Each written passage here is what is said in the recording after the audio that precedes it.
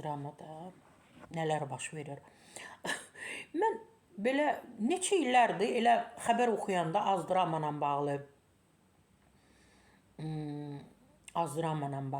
demək Azdrama deyirəm, Akademik Milli Dram Teatrında belə deyək də.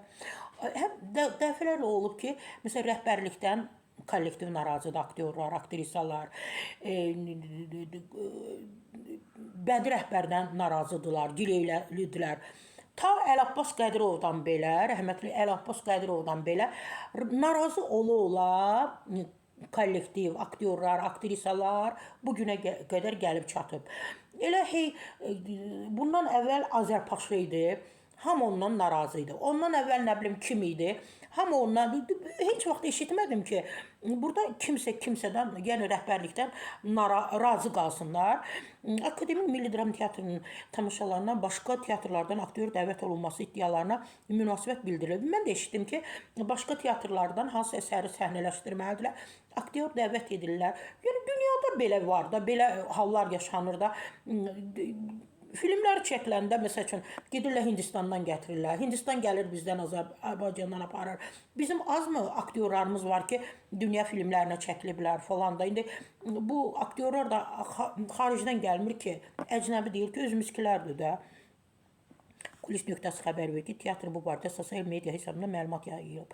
Bildirilir ki, Azdramada, yəni yenə də deyirəm, Akademik Milli Dram Teatrında dəvət olduğu iddia olunan aktrisa Günəş Tiqin artıq Akademik Milli Dram Teatrının əməkdaşıdır və xəbər veriblər.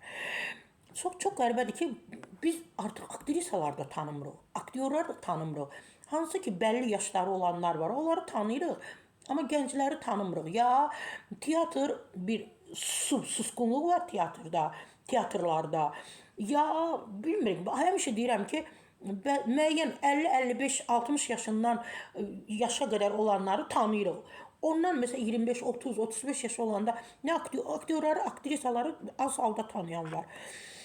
Son 2 il ərzində Akademik Milli Dram Teatrı öz truppasını genişləndirmə və yeniləndirmək üçün gənc aktyorları cəlb edib.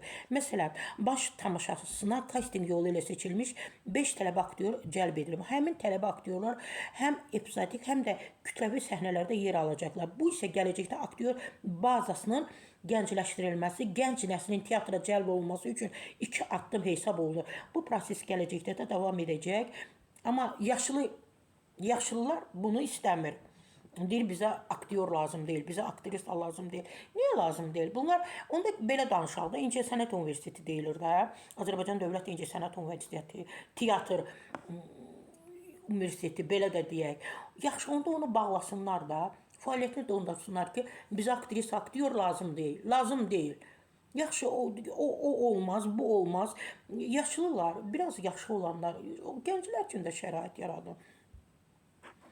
Azərbaycan Dövlət Akademik Milli Dram Teatrında xalq əsəri Elçinin baş romanı əsasında hazırlanan tamaşa teatrın bədii rəhbəri Mehriban Ələkbərzadə Ağabəyim Ağaroğlu üçün aktrisa Günəş Tiqini dəvət edib və buna görə də buradan söz-söhbət başlanır və Mehriban Xanlarovanın adı hallanır burada ki, Mehriban Xanlarova daha çox narazı qaldığını bildirib. Məncə yola getmək lazımdır. Əzizlərim, bir-birinizlə yola gedin.